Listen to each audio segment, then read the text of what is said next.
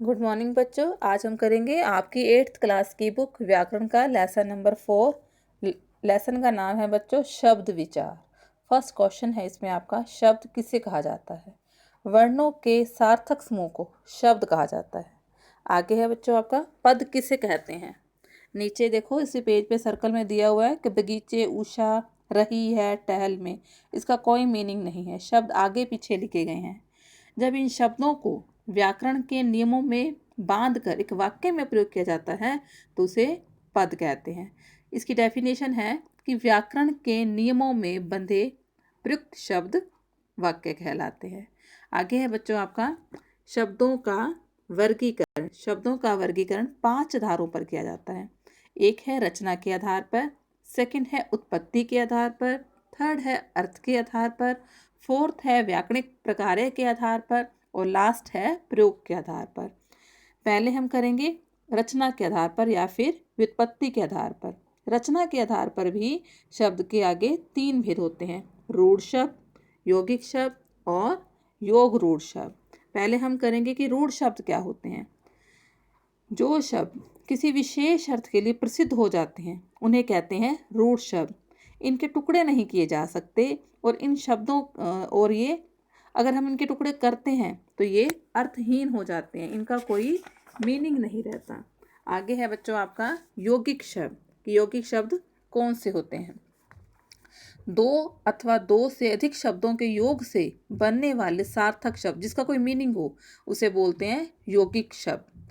अगर हम इन शब्दों के टुकड़े भी करें तो भी इनका कोई मीनिंग निकलता है। इनके खंड सार्थक होते हैं। रसोई घर, रसोई प्लस घर, मीनिंग है इसका कोई। फिर आगे है बच्चों योग रूढ़ शब्द। जो शब्द यौगिक होते हुए भी एक विशेष अर्थ के लिए रूढ़ हो जाते हैं उन्हें बोलते हैं योग रूढ़ शब्द। जैसे जलज, इसको हम टुकड़े करते हैं तो जल प्लस ज, जल का मीनिंग होता है पानी, ज का मीनिंग होता है जन्मा। अगर इन दोनों का मीनिंग तो अलग अलग है ही, इन दोनों को मिला के जो शब्द बना जलज उसका एक अलग मीनिंग है। आगे है कि उत्पत्ति के आधार पर। उत्पत्ति के आधार पर शब्दों के 5 भेद हैं बच्चों, तत्सम, तद्भव, देशज, विदेशी और संकर। पहले हम करेंगे कि तत्सम शब्द किसे कहते हैं। तत्सम, तत् का मीनिंग होता है उसके, सम का मीनिंग होता है समान अर्थात उसके समान। जो शब्द संस्कृत भाषा से ज्यों के त्यों जैसे के तैसे हिंदी में आ गए हैं उन्हें बोलते हैं तत्सम शब्द। इनका प्रयोग हिंदी में भी वैसे ही किया जाता है जैसे कि संस्कृत में, जैसे कि सूर्य, प्रकाश, क्षेत्र, ग्राम, दिवस, ये संस्कृत और हिंदी में सेम प्रयोग किए जाते हैं। आगे है तद्भव शब्द कौन से होते हैं। तद्भव का मीनिंग होता है उससे पैदा हुआ, तत् होता है उससे, भव में पैदा हुआ। जो शब्द संस्कृत के शब्दों से कुछ बदलाव से बने हैं उन्हें बोलते हैं तद्भव शब्द। जैसे कि तत्सम हो गया, सत्य का तद्भव क्या हो गया, सच, पाद का पाँव, साय का शाम, ऐसे ही। आगे है देशज शब्द। देशज का मीनिंग होता है देश में जन्मा। जो शब्द देश के विभिन्न प्रांतों की बोलियों से हिंदी भाषा में आ गए हैं उन्हें बोलते हैं देशज शब्द। जैसे डिब्बा, पेट, बासन, झंझट, खिड़की, ऐसे शब्द। फिर है विदेशी शब्द अर्थात विदेश से आया। जो शब्द विदेशी भाषाओं से हमारी हिंदी में आ गए हैं उन्हें कहते हैं विदेशी शब्द। जैसे अंग्रेजी के वर्ड हैं टेलीविज़न, बैंक, नंबर, पेन, अरबी, फारसी के भी ऐसे अलग अलग एग्जाम्पल नीचे दिए गए हैं। फिर है बच्चों आपका संकर शब्द कौन से होते हैं। जो शब्द 2 अलग अलग भाषाओं के शब्दों के मेल से बनते हैं उन्हें बोलते हैं संकर शब्द। देखो जैसे लाठी चार्ज, लाठी जो शब्द है वो हिंदी का है और जो चार्ज शब्द है वो अंग्रेजी का है। फिर हम बोलते हैं टिकट घर, जो टिकट है वो अंग्रेजी का है और घर है हिंदी का। तो क्या बन गया, ये अलग अलग भाषाओं से बने हैं तो ये क्या है, संकर शब्द। फिर है बच्चों अर्थ के आधार पर। अर्थ के आधार पर इसके 6 भेद होते हैं।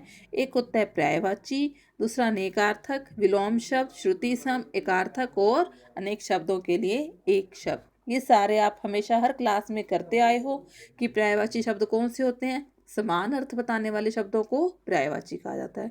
फिर विलोम शब्द, जो शब्द एक दूसरे का उल्टा अर्थ देते हैं, विपरीत अर्थ देते हैं, उसे बोलते हैं विलोम शब्द। एकार्थक शब्द, जिन शब्दों का केवल एक ही अर्थ होता है उन्हें बोलते हैं एकार्थक शब्द। फिर है अनेकार्थक शब्द, जो शब्द एक से भी अधिक अर्थ देते हैं उन्हें बोलते हैं अनेकार्थक शब्द। फिर है श्रुति सम, जिन शब्दों में एक सूक्ष्म अंतर होता है, जो सुनने में तो एक जैसे लगते हैं परंतु उनका मीनिंग अलग अलग होता है, तो वो होते हैं श्रुति सम। फिर है अनेक शब्दों के लिए एक शब्द, जिन शब्दों का प्रयोग वाक्यांश या फिर अनेक शब्दों के स्थान पर किया जाता है उसे बोलते हैं अनेक शब्दों के लिए या फिर वाक्यांश के लिए एक शब्द।